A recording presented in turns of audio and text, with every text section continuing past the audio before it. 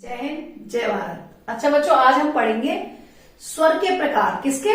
स्वर के। हिंदी में स्वर के प्रकार। तो देखिए, स्वर दो प्रकार के होते हैं। कितने प्रकार के होते हैं? दो प्रकार के होते हैं। एक होता है ह्रस्व स्वर और दूसरा होता है दीर्घ स्वर। ह्रस्व का मतलब होता है जिन वर्णों को, जिन स्वरों को उच्चारण करने में कम समय लगता है उन्हें ह्रस्व स्वर कहते हैं। ह्रस्व का मतलब कम, और जिन स्वरों को उच्चारण करने में ज्यादा समय लगता है, यानी कि अधिक समय लगता है, उन्हें हम दीर्घ स्वर कहते हैं। क्या कहते हैं? दीर्घ स्वर। दीर्घ का मतलब बड़ा, ह्रस्व का मतलब कम, दीर्घ का मतलब ज्यादा, ज्यादा भी होता है, बड़ा भी होता है। और दीर्घ स्वरों को ही संयुक्त स्वर भी कहा जाता है। क्या कहा जाता है? संयुक्त स्वर। बताइए कैसे संयुक्त स्वर? ह्रस्व स्वर, देखिए ह्रस्व स्वर में 4 स्वर होते हैं। अगर अभी पूछा जाए ह्रस्व स्वर की संख्या बताइए, तो आप बताएंगे 4। कौन कौन से? छोटा आ, छोटी ई, छोटा ऊ और ऋषि। ठीक। इसके बाद में है दीर्घ स्वर। दीर्घ स्वर में ये 7 होते हैं। कितने होते हैं? 7। 1 2 3 4 5 6 7। बड़ा आ, बड़ी ई, बड़ा ऊ, छोटी ए, बड़ी ए, छोटा ओ और बड़ा ओ। इन्हें संयुक्त स्वर क्यों कहा जाता है? क्योंकि ये 2 स्वरों के मेल से बने हुए हैं। ठीक। जैसे आप जब संधि पढ़ेंगे ना, तब इसमें इनका काम आएगा।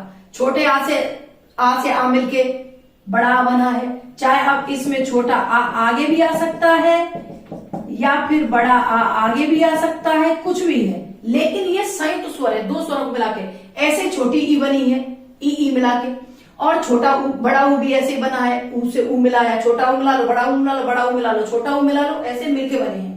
दूसरा ये है छोटी ये किससे मिलके बनी है? आ प्लस ई। ये गुण संधि में काम आएगी आपको, और ये आपको वृद्धि संधि में काम आएगी। ये ए को मिला के, जैसे तथेव, एक तथा प्लस एक तथेव। और हाँ, और ये छोटा ओ है, ये गुण संधि में काम में आएगा। कहां पे आएगा? गुण संधि में काम आएगा। और ये बड़ा ओ, ये भी वृद्धि संधि में आपको काम आएगा। तो ये क्या हो गए हमारे ह्रस्व स्वर, और ये हो गए हमारे दीर्घ स्वर। अब आप देखिए, यानी कि अब पता चल गया ना स्वरों की संख्या कितनी होती है? 11 होती है। मैंने 11 करके दिखा दिए। 4 ये रहे, 7 ये रहे, 7 और 4 11। इसके बाद में है अयोग भाव, जो हम बोलते हैं ना, अंग और गह। इसका गह का तो संस्कृत में यूज होता है, सह। जैसे हमने लिख दिया सह, इसमें यूज हुआ है, और विसर्ग के रूप में यूज होता है इसका।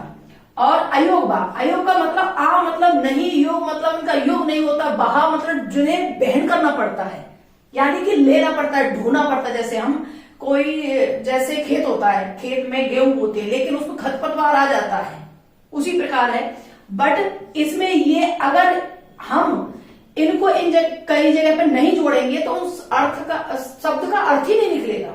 जैसे हाँ, एक चीज, ना तो ये स्वर है और ना ही ये व्यंजन है। तो लेकिन स्वर व व्यंजन में इनका प्रयोग किया जाता है। जैसे देखिए, इनका प्रयोग होता है, जो स्वर होता है स्वर के पीछे लगते हैं ये। देखिए अंजलि, अंजलि किसे कहते हैं? अंजलि इसको कहते हैं जो हम हाथ से बनाते हैं कि श्रद्धांजलि दो, अंजलि हाथों को जोड़। और अंक, अगर इसको मैं अंक पे से हटा दूं, अब हो जाएगा, अब का अर्थ नहीं रहेगा, लेकिन अंक का अर्थ है। अंक मीन्स अंक होता है, जैसे 1 लिख दिया, और अंक मीन्स गोद भी होती है। और जैसे इंकलाब, ई के बाद जो स्वर के बाद आएगा वो अयोग भाव होगा। जैसे, और लेकिन व्यंजन के बाद आएगा वो पंचम वर्ण होगा। जैसे पंकज। ठीक। इसको हम ऐसे भी लिख सकते हैं, का पंचम वर्ण क्या है? अणा है। और ये का दिख रहा है इसमें, ठीक है, अणा है। तो ये इस जगह पे ये पंचम वर्ण है, नहीं दिख रहा? हाँ, पंचम। जैसे हमने लिख दिया यार, ये दिख रहा है पंकज, पंकज। ठीक। लेकिन अब इस जगह पे ये अयोग भाव नहीं है, ये पंचम वर्ण है। किसका? कवर का पंचम वर्ण। कवर का पंचम वर्ण क्या होता है? ये णा होता है। और तो इसको एक तरीके, पंकज को ऐसे भी लिख सकते हैं हम, पंकज। ये भी तरीका है, ये पंचम वर्ण है, कवर का पंचम वर्ण है। और ये क्या है, ये अयोगभाव वर्ण है। क्या, अयोगभाव वर्ण है। ओके, अब ये सब पढ़ेंगे और बड़ों का सम्मान करें और गुरुओं का और माता पिता का सम्मान करें और सबसे अच्छे से बोलें। 21 दिन करके देखें, फिर इसका जादू देखें। 21 दिन तक मेरी क्लास लें, फिर इसका जादू देखें। जय हिंद, जय भारत।